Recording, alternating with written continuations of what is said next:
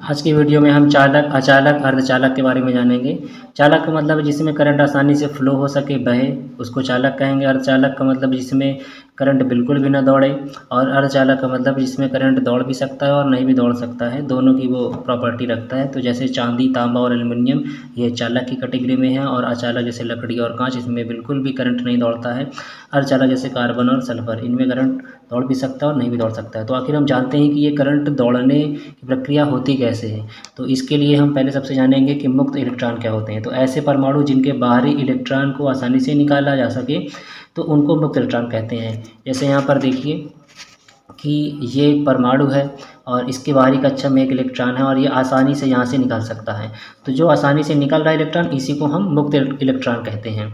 तो एक जो एटम है, एक एटम है और उससे इलेक्ट्रॉन निकल करके दूसरे एटम में, यहाँ पर मान लीजिए कोई दूसरा एटम है, तो इससे निकल करके आसानी से यहाँ पर एटम अगर आसानी से चला जाता है, तो ये जो मुक्त इलेक्ट्रॉन, यानी ये जो इलेक्ट्रॉन गया है, ये आसानी से आवेश को लेकर के चलते हैं। मतलब मुक्त इलेक्ट्रॉन में ही चार्ज होता है, इसी में करंट होता है, और ये अगर निकल करके गया, इसका मतलब कि ये करंट यहाँ तक पहुँचा सकता है इसमें। तो आगे जानते हैं, जैसे चालक है, तो ऐसी धातुएं जिनसे ज़्यादा इलेक्ट्रॉन निकल रहे हों, ऐसे धातुएं जिनसे ज़्यादा इलेक्ट्रॉन निकल रहे हों, इसका मतलब है कि उसमें करंट बिल्कुल दौड़ेगा, करंट उसमें दौड़ेगा।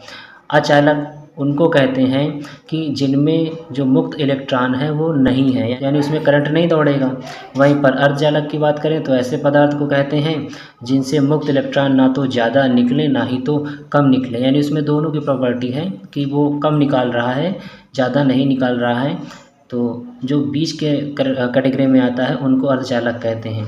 सिंपल टेम्परेचर में, साधारण तापमान में जो है ये करंट नहीं फ्लो करते हैं, लेकिन हाई वोल्टेज अगर इनको मिल जाए, हाई टेम्परेचर मिल जाए, तो फिर ये करंट फ्लो कर सकते हैं।